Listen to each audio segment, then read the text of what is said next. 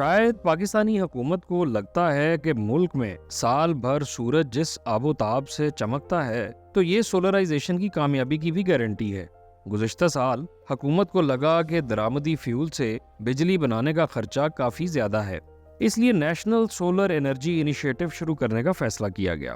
وزیر اعظم نے اعلان کیا کہ حکومت 10,000 میگا واٹ بجلی پیدا کرنے کے لیے شمسی توانائی کے منصوبے شروع کرے گی۔ 9 جون 2023 کو بجٹ کا اعلان کرتے ہوئے وزیر خزانہ اسحاق ڈار نے سولر پینلز، انورٹرز اور بیٹریوں کا خام مال درآمد کرنے کے لیے کسٹم ڈیوٹیز ختم کرنے کا اعلان کیا۔ اس کے ساتھ حکومت نے 50,000 زرعی ٹیوب ویلز کو شمسی توانائی پر منتقل کرنے کے لیے 300 کروڑ روپے بھی مختص کیے ہیں۔ اس اعلان سے سولر انڈسٹری نے ضرور سکھ کا سانس لیا ہوگا، کیونکہ یہ گزشتہ سال سے کئی مسائل سے دوچار ہے۔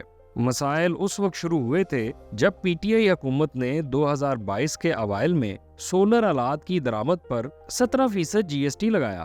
پھر اپریل میں اسٹیٹ بینک نے سولر امپورٹرز کے لیے ایل سیز پر 100% کیش مارجن کی شرط رکھ دی، جس سے اس کاروبار سے وابستہ افراد پر کیش فلو کا ایک اور بوجھ پڑ گیا۔ پی ڈی ایم حکومت نے مئی 2022 میں جی ایس ٹی ہٹا دیا، لیکن پینلز کی قیمتیں زیادہ ہونے کی وجہ سے ڈیمانڈ کم ہو گئی۔ اس بزنس کو اگلا جھٹکا تب لگا جب زر مبادلہ کی قلت کی وجہ سے حکومت نے 19 مئی 2022 کو غیر ضروری اشیاء کی درآمد پر پابندی لگا دی۔ سولر آلات بھی غیر ضروری کی فہرست میں شامل تھے۔ 5 جولائی 2022 کو اسٹیٹ بینک نے غیر ضروری اشیاء کی فہرست اپ ڈیٹ تو کر دی، لیکن شرط رکھ دی کہ ایل سیز کے لیے فارن ایکسچینج آپریشنز ڈپارٹمنٹ سے پیشگی منظوری لینا ضروری ہے۔ اس فیصلے کی وجہ سے سولر انڈسٹری میں ساز و سامان کی قلت پیدا ہو گئی۔ اس کے باوجود وزیر اعظم نے دسمبر 2022 میں 10,000 میگا واٹ کے سولر انرجی پروجیکٹ کی منظوری دے دی۔ اس حوالے سے بتایا گیا کہ سرکاری عمارتوں اور ڈیزل پر چلنے والے زرعی ٹیوب ویلز کو بتدریج سولر پر منتقل کیا جائے گا، جبکہ ڈیزل، کوئلہ اور فرنس آئل پر چلنے والے پاور پلانٹس کو جزوی طور پر تبدیل کیا جائے گا، جس سے زر مبادلہ کی بچت ہوگی۔ آلٹرنیٹ انرجی ڈیولپمنٹ بورڈ کی ویب سائٹ کے مطابق مذکورہ منصوبے کے تحت سرکاری عمارتوں پر سولر سسٹم لگانے کے لیے بڈز موصول ہو چکی ہیں۔ اسٹیٹ بینک نے 27 دسمبر 2022 کو ایل سیز کے لیے پیشگی منظوری کی شرط ختم کر دی، لیکن سولر انڈسٹری کو ریلیف نہیں دیا گیا۔ اوپر سے روپے کی گراوٹ کی وجہ سے سولر آلات کی درآمدی لاگت میں اضافہ ہو گیا، جس نے سولر کمپنیوں کے لیے قیمتوں کو مستحکم رکھنا مشکل بنا دیا۔ پینٹرا انرجی کے سی ای او فرقان علی اختر کے مطابق گزشتہ سال سولر انڈسٹری کا سب سے بڑا مسئلہ سپلائی چین میں خلل تھا۔ چونکہ اس انڈسٹری کا انحصار درآمدات پر ہے، اس لیے ایل سیز نہ کھولنے کی وجہ سے کمپنیوں کے پاس بیچنے کے لیے محدود سٹاک رہ گیا۔ سپلائی اور ڈیمانڈ کے فرق کی وجہ سے قیمتیں مزید اوپر چلی گئیں۔ ریون انرجی کے سی ای او مجتبیٰ حیدر خان کا کہنا ہے کہ 70% سولر آلات درآمد کیے جاتے ہیں، اس لیے پابندیوں کی وجہ سے ڈیمانڈ پر کافی زیادہ اثر پڑا۔ اس دوران عالمی مارکیٹ میں سولر پینلز کی قیمتیں کم ہونے کے باوجود پاکستان میں قیمتیں زیادہ رہیں۔ اس کی 2 وجوہات تھیں، ایک تو مہنگا ڈالر اور دوسرا سبسڈائزڈ فائنانسنگ کے مسائل۔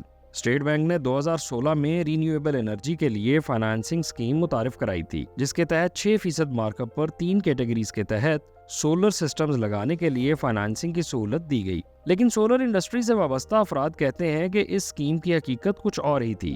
دراصل فکسڈ ریٹ پر پاکستان میں گرین فائنانسنگ نہ ہونے کے برابر ہے، جبکہ پالیسی فریم ورک موجود ہے۔ تاہم نئے بجٹ کو سولر انڈسٹری کے لیے بہتر سمجھا جا رہا ہے۔ ماضی میں پینلز کی درآمد پر کسٹمز ڈیوٹی عائد نہیں تھی، لیکن اب بجٹ میں بیٹریوں اور انورٹرز پر بھی ڈیوٹی ختم کر دی گئی ہے۔ اگرچہ انورٹرز کی قیمتیں کم ہوں گی، لیکن روپے کی قدر میں کمی کی وجہ سے زیادہ فرق نہیں پڑے گا۔ بیٹریوں کی قیمتوں میں کمی نہ ہوئی تو گھریلو صارفین متاثر ہوں گے۔ کچھ پاکستانی کمپنیاں بیٹریاں بناتی ہیں، لیکن ان کی قیمت بھی زیادہ ہے۔ سوال یہ پیدا ہوتا ہے کہ کیا پاکستان کبھی شمسی آلات کی پیداوار میں خود کفیل ہو پائے گا؟ پاکستان میں جس طرح ہر سال سولر کی ڈیمانڈ بڑھ رہی ہے، ایک وقت پر کمپنیوں کو مقامی سطح پر مینوفیکچرنگ پلانٹ لگانا ہی پڑیں گے، اور اگر اس انڈسٹری میں مالی وسائل کا درست استعمال کیا جائے تو کم عرصے میں پاکستان مینوفیکچرنگ ملک بن سکتا ہے، اور ظاہر ہے مقامی پیداوار سے قیمتیں بہت کم ہو جائیں گی۔ واضح رہے کہ وزیر اعظم نے ہدایت کی تھی کہ سولر پینلز اور دیگر آلات کی مقامی طور پر تیاری کی پالیسی رواں سال کے شروع میں منظوری کے لیے کابینہ میں پیش کی جائے گی، لیکن اس کا تاحال کوئی اتا پتہ نہیں۔ سولر آلات پر درآمدی پابندیاں عائد کرنے کا مطلب پہلے سے مہنگی بجلی کی پیداوار کو مزید بڑھانا ہوگا، جس سے فیول کا درآمدی بل مزید اوپر جائے گا اور اس کا مطلب ہے معیشت پر مزید بوجھ۔ لیکن پاکستان میں سولرائزیشن تب ہی ممکن ہے جب حکومت نہ صرف غیر ضروری ٹیکس اور ڈیوٹیز ختم کرے بلکہ سولر آلات کی درآمد کو غیر ضروری کی کیٹیگری سے ہمیشہ کے لیے نکالے۔ اس کے ساتھ ہی غیر رجسٹرڈ سولر کمپنیاں اور افراد شمسی آلات کی آڑ میں غیر معیاری پینل اور یہاں تک کہ ٹوٹے ہوئے شیشے بھی درآمد کر رہے ہیں، ان کا بھی محاسبہ کیا جانا ضروری ہے۔ صرف آلٹرنیٹ انرجی ڈیولپمنٹ بورڈ کے ساتھ رجسٹرڈ کمپنیوں کو اجازت دی جائے کہ وہ Bloomberg new energy finance list میں شامل سپلائر سے شمسی آلات درآمد کریں اور اس بات کو یقینی بنائیں کہ درآمد شدہ آلات عالمی معیار کے ہوں۔ حکومت کو چاہیے کہ وہ اسپیشل اکنامک زونز میں سولر ایکوپمنٹ مینوفیکچررز کے لیے اراضی مختص کرے اور مقامی مینوفیکچررز کو آسان قرضے فراہم کرے۔ سولر پروڈکٹس پر جدید اور عالمی معیار کی تحقیق کے لیے لیبز قائم کی جائیں۔ بھارت نے سولر کی مقامی مینوفیکچرنگ شروع کر دی ہے اور ان کمپنیوں کے لیے زیادہ ٹیرف ریٹ رکھا ہے جو مقامی طور پر تیار کردہ شمسی آلات کے ذریعے بجلی پیدا کر رہی ہیں۔ پاکستانی حکومت کو بھی چاہیے کہ وہ مقامی مینوفیکچررز کو سبسڈی دے۔ حکومت کو بیٹریوں کی تیاری پر بھی توجہ دینے کی ضرورت ہے کیونکہ وہ نہ صرف سولر انڈسٹری بلکہ الیکٹرک گاڑیوں کی صنعت کے لیے بھی کارآمد ہے۔ تاہم حکومت ان تجاویز کو کس حد تک سنجیدہ لیتی ہے یہ تو وقت ہی بتائے گا۔